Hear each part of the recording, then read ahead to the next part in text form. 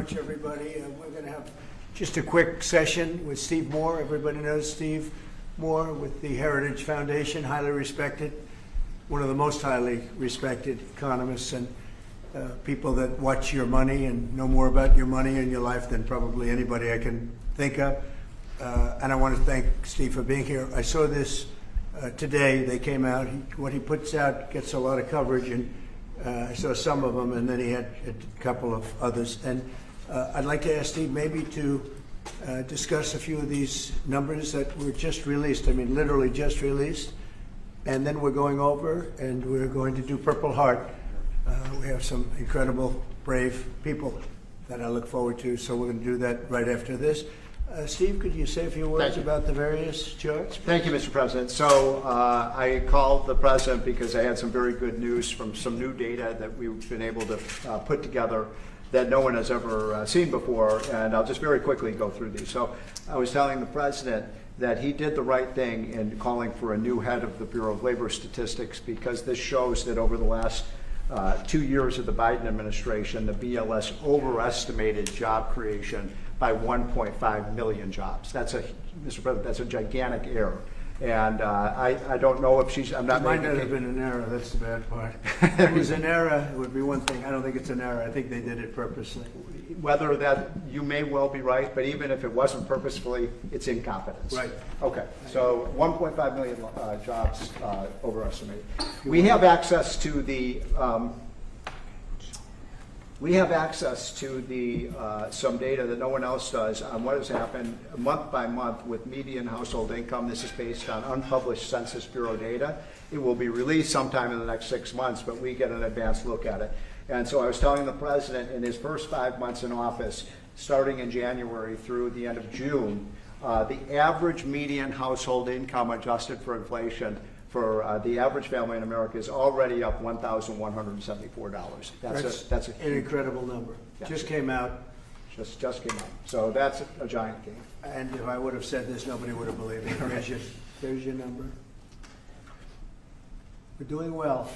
So the next one compares, we finally have the 2024 data on what happened with real family income in the United States. And so what I did was I compared the record in Donald Trump's first term with the Joe Biden first term. And you can see that, by the way, these dotted lines here, Mr. President, that's COVID. So if it had not been for COVID, these numbers would have been substantially better. But even taking account President Trump's last year in 2020, we saw a $6,400 real after inflation gain in income for the average family. And that compares with Joe Biden, which was a measly $551. So, Mr. President, you gain 10 times more income for the average family than Joe Biden is because of your policies. And that's taken into consideration COVID, yep. Which a lot of times you don't have to do that. Because but I'm very glad you did. We were over almost 8,000 until look COVID. at that number. Yeah. Okay. So then we looked at which families did the best. And we have data from the Census Bureau that shows by income percentage. So the 25th percentile is the lowest income, 75th percentile is the highest income. And what I find fascinating about this, Mr. President, is every income group did better. The red is President Trump, the blue is President Biden. Every single income group did better under President Trump. But what's really amazing is look what happened under Biden.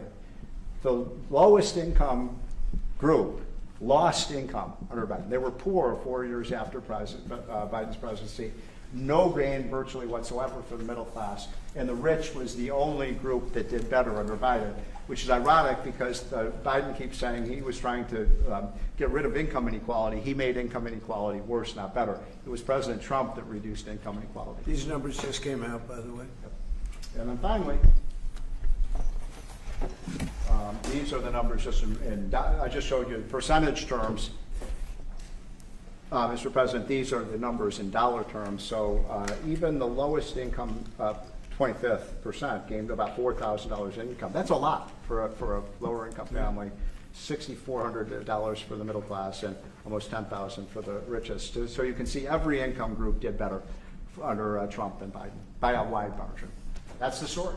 I think when you look at them, they're all something, but this one chart really says it better than anything. If you look at this is great, but this chart is pretty amazing right here.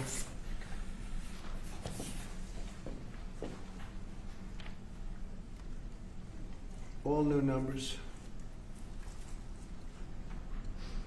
Okay, so we're going to go now over to East Room, and we're going to celebrate some very brave people with the Purple Hearts. Yeah, please. Mr. President, just to follow up on the India tariffs, do you expect increased trade negotiations, since you've announced the 50% tariff? No, not until we get it resolved.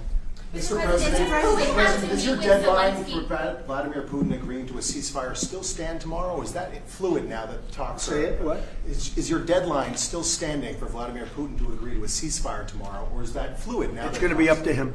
And do you, We're going to see what he has to say. It's going to be up to him. Very disappointed. Yeah. and do you have to meet with, does Putin have to meet with Zelensky in order and before you and Putin have to meet? Or No.